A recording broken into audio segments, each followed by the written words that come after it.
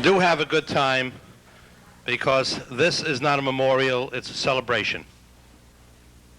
I know many of you have been touched by Nat, as I have, and we're here together to enjoy his warmth, his friendship, and it'll be with us forever.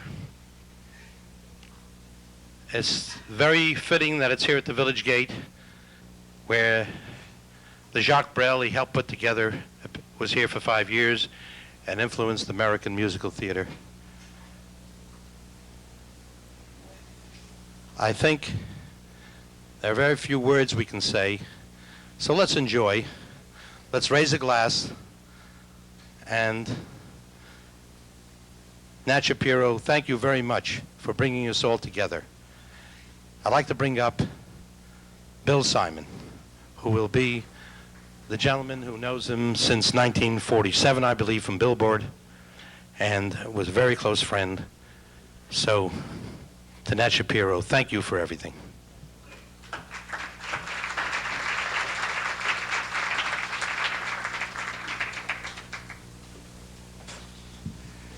Thanks. Oh, I can't see anybody here.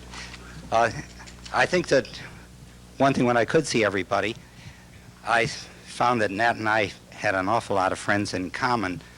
And I could just, well, I think it's one of the few times I've ever gotten up in front of an audience when I didn't look in the back of the room and see Nat standing there with that bag of books over his shoulder and that damn Tipperillo sticking out of his mouth and that amused grin on his face.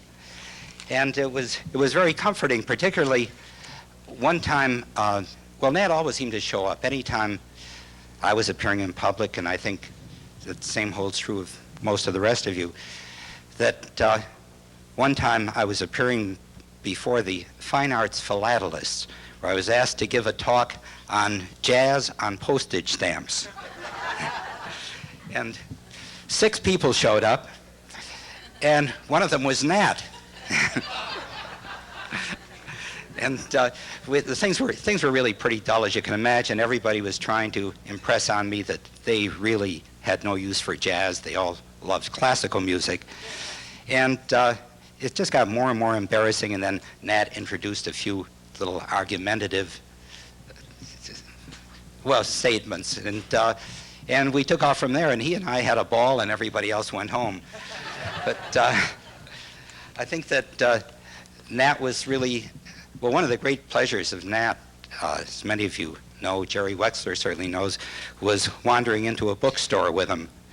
And Nat used to frequent the Strand Bookshop and the Metropolitan Bookshop on 23rd Street, and some of them down on Cooper Square.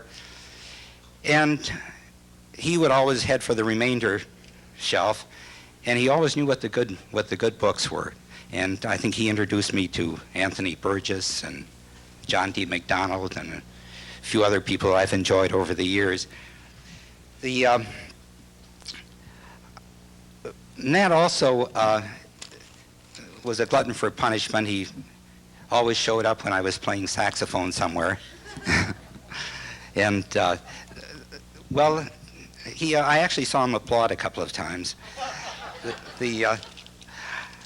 I had a few other notes. Oh, yes, there was one time a very serious composer who he sometimes dabbled in ragtime, and I won't mention any names, but this fellow had appeared on the Free Music Store on WBAI, and he was doing some sort of country western rock things, and the kids that came to the Free Music Store seemed to like them, so he had an idea that he could make a fortune with this stuff.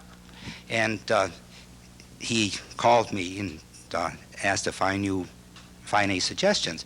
So I said, well, I'd like to introduce you to Nat Shapiro, who's had a great influence in the business and knows everybody and is a great judge of quality.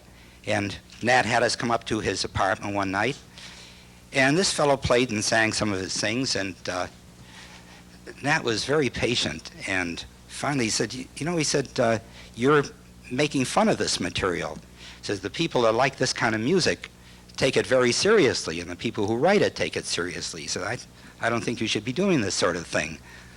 So the fellow was crushed, but then Nat asked him if he would play some of his serious things for him, and he did, and they were quite impressive, and Nat was impressed. And he said, I wonder, he said, would you be interested in writing for films? And this fellow says, what, and prostitute myself?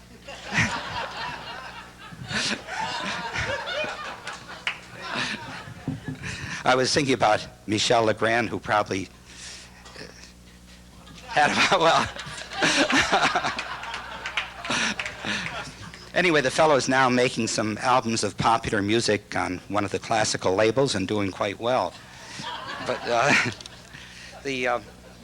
I met Nat, I think, around 1948 when I was on the Billboard. And Nat used to join Jerry Wexler and Paul Ackerman and me for dinner almost every Thursday night. And we found we had a lot in common, as all of you have found when you've been with Nat. Incidentally, I got that job on the Billboard with a big boost from, well, Jerry Wexler was responsible, and I got a big boost from John Hammond. And it was also John Hammond who was responsible for Nat's first job in the music business. It was one of those companies, what was it, Keynote, with Keynote Records. Right, I knew it was Keynote or National or one of those.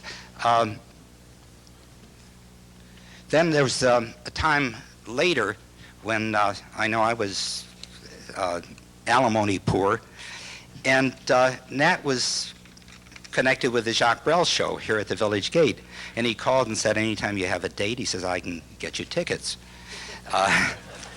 Well, I saw the Brel show 4 times, and then after that I saw Hair twice, so I owe Nat a lot.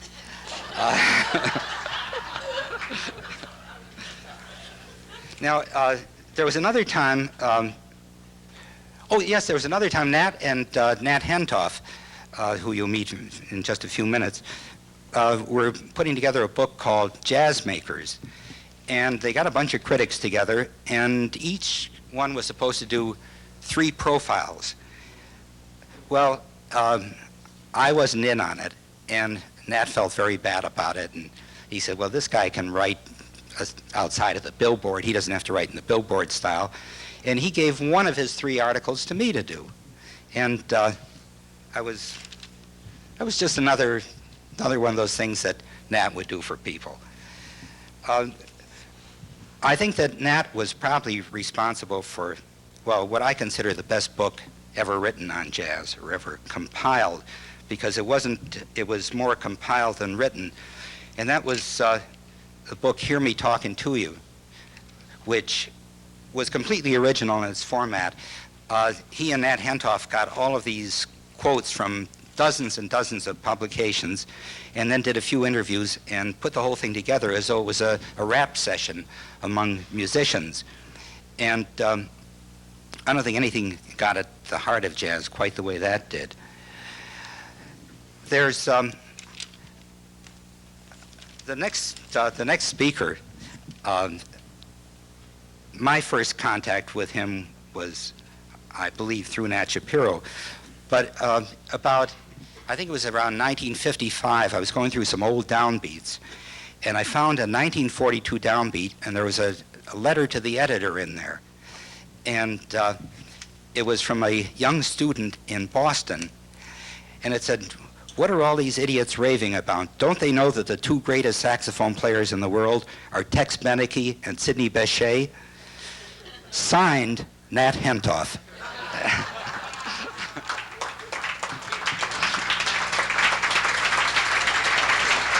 How do you feel about that, Nat?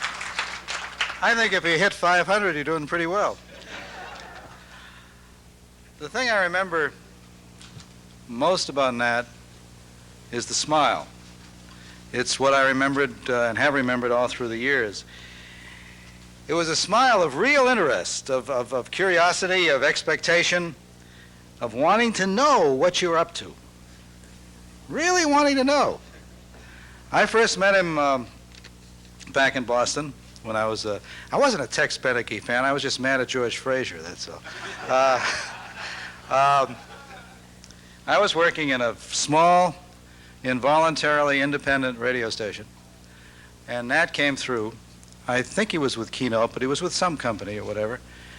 I didn't know then, and I certainly don't know now accordingly, what it was he wanted to see me about in connection with why he came through, because he hardly ever mentioned it. He was really interested in who I was, who this squirt was, who was causing all this trouble writing these dumb letters to Downbeat, although by then I was writing fairly inflammatory pieces for Downbeat. The last time